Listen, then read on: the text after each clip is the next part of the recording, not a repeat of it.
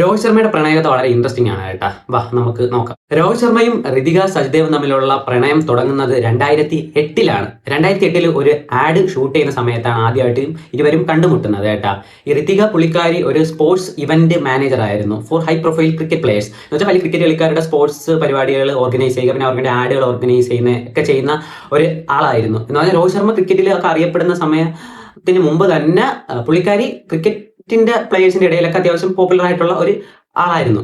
So ഈ ആഡിൽ കണ്ടുമുട്ടുന്ന സമയത്ത് ആദ്യം ഇവർ സംസാരിക്കുന്ന സമയത്ത് നമ്മുടെ യുവരാജ് സിംഗ് രോഹിത് ശർമ്മയുടെ അടുത്ത് പറയുന്നുണ്ട്, നീ അവളുടെ അടുത്ത് ഒന്നും മിണ്ടണ്ട, അങ്ങ് മാറി നിൽക്കുക. അതിന്റെ കാരണം ഈ പുള്ളിക്കാരിയുടെ രാഖി ബ്രദർ ആണ് നമ്മുടെ യുവരാജ് സിംഗ്. എന്ന് പറഞ്ഞാൽ നമ്മുടെ രാഖി കെട്ടി ഒരാളെ ബ്രദറായിട്ട് കണക്കാക്കുമല്ലോ. സോ അതായിരുന്നു യുവരാജ് സിംഗും ഈ പുള്ളിക്കാരി തമ്മിലുള്ള ബന്ധം. അപ്പം അവർ വർഷങ്ങളായിട്ട് ഉള്ള ഒരു പരിചയമായിരുന്നു.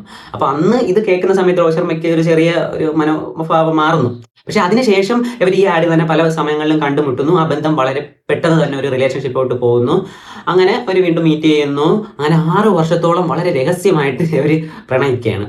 അതിനുശേഷം വളരെ ഒരു ഇൻക്രെഡിബിൾ ആയിട്ടുള്ള ഒരു മൊമെന്റ് ആണ് പ്രപ്പോസൽ സമയത്ത് നമ്മുടെ രോഹിത് ശർമ്മ നടപ്പിലാക്കുന്നത്. പുള്ളിക്കാരൻ തന്നെ 11ാമത്തെ വയസ്സിൽ ക്രിക്കറ്റ് കളി തുടങ്ങിയ ഒരു സ്ഥലം ഉണ്ടായിരുന്നു, വലി ക്രിക്കറ്റ് ക്ലബ് ഇൻ മുംബൈ. അവിടെ വെച്ചാണ് പുള്ളിക്കാരൻ മുട്ടുകുത്തി നിന്ന് നമ്മുടെ സിനിമ സ്റ്റൈൽ രീതിയിൽ പുള്ളിക്കാരനെ പ്രപ്പോസ് ചെയ്യുന്നു. അപ്പോൾ പുള്ളിക്കാരി യെസ് പറയുന്നു.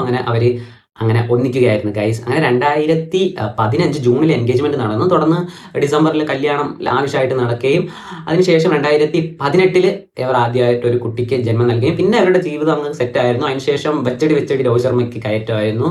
രോഹിത് ശർമ്മ ഇന്ത്യൻ ടീമിന്റെ എല്ലാ ഫോർമാറ്റിലും ക്യാപ്റ്റൻ ഉൾപ്പെടെ വലിയ നിലയിലോട്ട് പോയി. സോ ഇതാണ് അവരുടെ പ്രണയകഥ. എങ്ങനെയുണ്ട്? ഇൻട്രസ്റ്റിംഗ് അല്ലേ?